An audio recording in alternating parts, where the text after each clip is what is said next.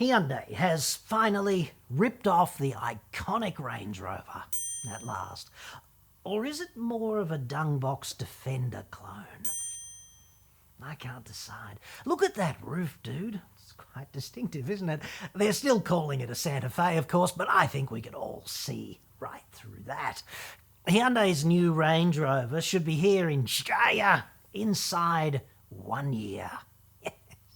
You can even sleep in the back when your wife kicks you out of the marital bed, takes the house, the bank accounts, the share portfolio, and then petitions the court for her half of your vestigial half. Don't look at me like that'll never happen, dude. You just don't know what you've missed out on yet. Details next.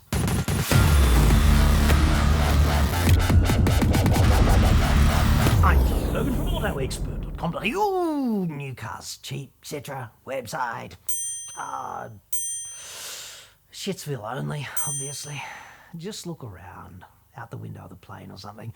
Look for the country surrounded by shiny new offshore gas exploitation projects, and then head towards the coal mines, right next to that phalanx of politicians with their heads up the ani of various fossil fuel donors.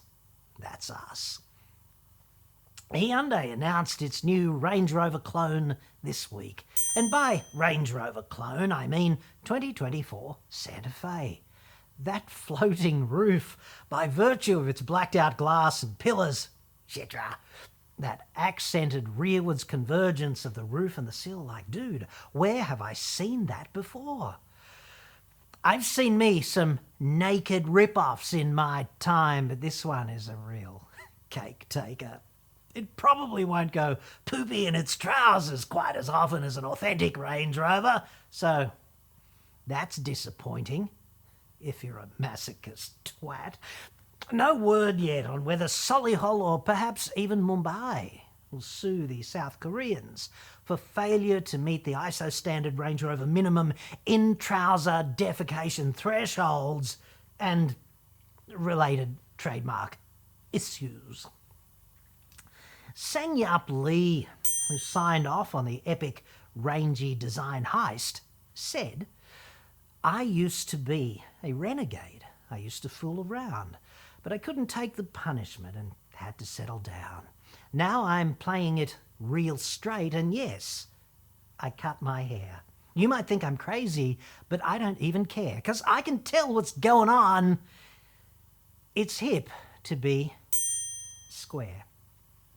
I think that was Yuppo, as he's never actually known in the boardroom. It might also have been Huey Lewis and the News from 1986.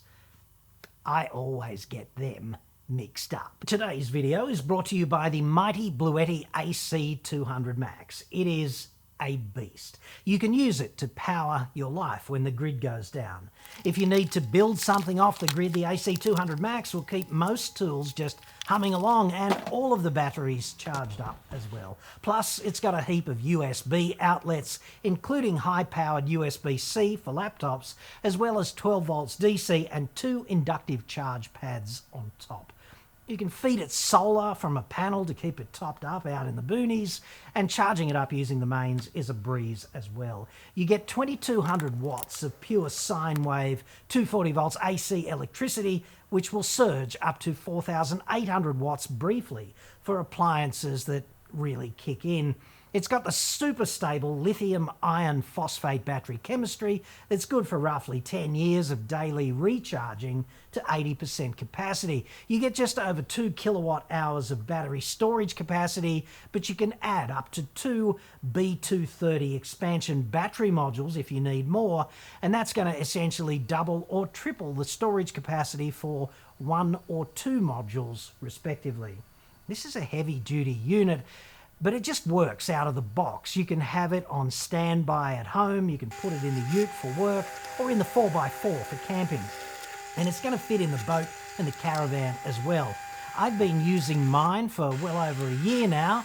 It's ticking over right now, in fact, keeping Satan's distinctive inverted 3-prong logo illuminated for your viewing pleasure. So the AC200 Max is $900 off right now. And you can get a further 3% discount using the link below in the description and the code AEJC3 on checkout. I've used the AC200 Max for Fat Cave woodwork and metalwork extravaganzas, and I'll link to those reports below as well. That complex, expensive, cobbled together dual battery setup you were gonna build, might be time to rethink that. The AC200 Max just works right out of the box, and it'll keep the lights on and the fridge humming along at home silently during a power failure. Links and code in the description below. No personal lubricant whatsoever has been spared in the preparation of official Hyundai, let's call it, information on this one. According to the old Confucian adage, when you have fuck all to say, crank up the buzzword generator, dude. Only don't get caught cranking it quite this enthusiastically in a public place. The all-new large SUV's exterior and interior display a radical transformation made possible by a lifestyle-based design typology that maximizes rear cargo capacity except for the slopey roofline, which really limits what you might otherwise jam in there when you're trying to get a decent night's sleep in the Bunnings car park. I'm pretty sure they did not actually say that about the roofline. Not at all. That doesn't sound like yuppo at all. Probably just one of the interns here, hoping against hope that she'll one day be paid for adding value, or rebelling, again, at being required to work in lingerie. It's called a uniform.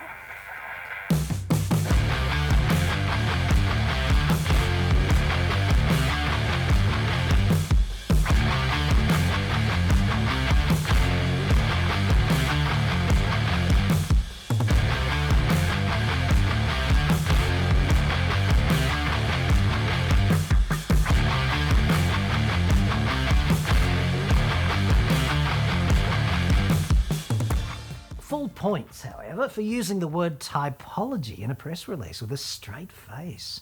Yes, that must have been quite difficult. One step closer to peak wank right there. It's like fusion power, isn't it, peak wank? Near, but paradoxically far. So this is allegedly a radical transformation made possible by categorizing the design into the space-maximizing lifestyle domain. Dude, that's amazing. Like, nobody's ever done that before with an SUV. This time around, we aimed at lifestyle and we tried to maximize space. Really, how fucking original. There is, of course, even more attempt to peak. The new concept connects city and nature in a seamless way, offering expansion of experiences in the everyday life. Just going out on a limb on that one, I am calling emphatic epic bullshit on that claim. Like, dude, you could count on one hand the number of senior Hyundai self-abusers involved in this Santa Fe project who've connected with nature ever, like outside a barnyard. Look at the images they've produced to symbolize this alleged connection. The mind boggles. This is actually how a person who's never even looked out the window while flying between cities imagines camping. Hyundai's bold new Santa Fe is also depicted here on an epic field of photoshopped gravel, featuring no used condoms or empty beer cans in the background, which is exactly how you can tell it's fake. It's fitted with the optional second story for when your estranged children finally come over to your place for the weekends. This is going to happen rather a lot when your ex hooks up with her next target of opportunity and prepares for keyhole surgery 2.0. She'll be going in through the wallet again soon enough, don't you worry about that. Dude, once they've been blooded. H-lights harmonise Santa Fe's front and rear, creating a differentiated presence on the road. That is very clever indeed. How many design iterations did it take to make the rear look that preposterously awful. Has Hyundai opened a new studio in Pyongyang? Only time will tell. Still, the true genius at play here is that when you're sucking on a real dry tank, inspiration-wise, and the whole project is looking, frankly, a bit Ocean Gate, you have to understand that nobody within the Hyundai universe ever gets fired for hastily incorporating the letter H, front and rear. Like, they love that shit. Personally, I can't wait until they release a Santa Fe N with bespoke N lighting package. They could perhaps use the backwards N from the Kia logo on the left for the sake of symmetry. That would work. You're welcome, Yuppo. That suggestion's my shout, dude. All new Santa Fe to make world premiere in August via Hyundai's YouTube channel. This does not exactly scream big budget, at least not to me. They're probably just saving some coin for the inevitable IP tantrum with Tata over in Mumbai. I can certainly understand how those Tata dudes must feel, like they actually paid Ford real money for the Range Rover IP. Who knew it was actually just a free download? Inside the new Santa Fe, there's a couple of curvy tablets staring straight back at you. Dual inductive charge pads also, his and hers. Of course, that's only until Hyundai's new Range is your sole domicile, in between wives. I don't think the fairy lights there are standard. That all looks a bit too Bunnings to me, to be factory. I'd be quite careful about closing the hatch, therefore, but check out how far the curvy tablet dash extends laterally. Oh my God, said the actress so apocryphally. It's so big. And the floor seems pretty damn flat too, at least when configured in homeless dude mode, so that could come in quite handy. The new Santa Fe is capable of epic Photoshop sand driving also, apparently. So that's nice. You'll be able to thrill your homeless male colleagues with shots of your weekend epic non-adventures. That's okay, dude. You can't afford a detailer anyway, not in your situation. Design inspiration for the rear came from, this piece of closed cell foam. Not just any piece of closed cell foam either. This specific one. And I think you'd agree, it is somewhat gorgeous. The Santa Fe's rear lights are exquisitely misaligned with those at the front, ingeniously maximising the available real estate for the Santa Fe nameplate, seen here from the International fucking Space Station. That ridiculously oversized nameplate will, of course, be the cornerstone of the "it's absolutely not a Range Rover rip-off" legal defence in the upcoming court case. Perhaps they could run that concurrently with Kia's hopefully upcoming battle with George Lucas. I'm looking forward to that one too. And just for the record, they absolutely did not simply rip the Seltos name from Star Wars, not a chance. Didn't happen, complete fallacy. Seltos was Hercules' illegitimate child from Greek mythology. That's according to them, even though Hercules was fucking Roman, and that's a completely different fucking country, like Western Australia or something. And there's only 1,000 years in between the two competing mythologies, but hey, apart from that, nice bullshit story there. It's on Kia's website today, that's the claim. Check it out for yourself. I actually think Hyundai's new Santa Fe looks kind of okay from the front, but it is something of a poster boy for IP infringement from the side, and should have gone to Specsavers when viewed from the rear. If the new Santa Fender were to ask me one day, without warning, "Honey, does this styling make my ass look fat?"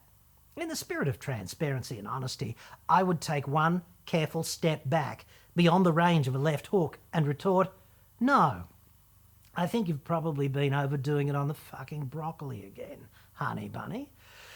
It's also a great pity Yuppo seemingly blew the design budget before getting to the wheel arches. But I think you'd agree it was rather nice of Kia to give him the appallingly angular fender flares from little sister's most irrelevant lardy-arsed EV to date, the upcoming EV9.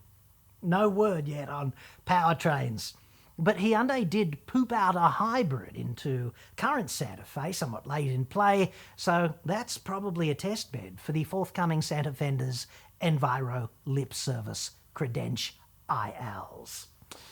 And they probably can't afford not to put some filthy fossil fuel engine in there either, just for completeness. Petrol, obviously, because America. But perhaps a Turbo 4 and not a shitbox V6 from the 1980s for a change.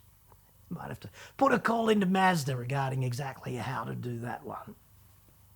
And that means diesel might go under the bus with the advent of the new Santa Fender's peak wank typology. Because why would you retain Santa Fe's best powertrain when you can shoot yourself in the groin by simply boning it? Who cares about powertrains? In any case, it's irrelevant. We're not actually designing vehicles anymore, are we? Instead, we are, quote, radically transforming via lifestyle-based typology and offering expansion of experiences in the everyday life, connecting city and nature in a seamless way while creating a differentiated presence out there on the road. And amazingly, we're claiming this with a straight fucking face. Extraterrestrials in orbit are listening, and they are declining to make contact. Coincidence? Who wouldn't want to live in a vehicle promising all that? The differentiated presence, the expansion of experiences in the everyday life, batching it in the corner of the Bunnings car park. I know I would. Let me know in the comments, dude. Is Hyundai's bold new Santa Defenestrator a hit or a miss? No need to hold back. It's not like you can defame a car. Let me know what you really think down there.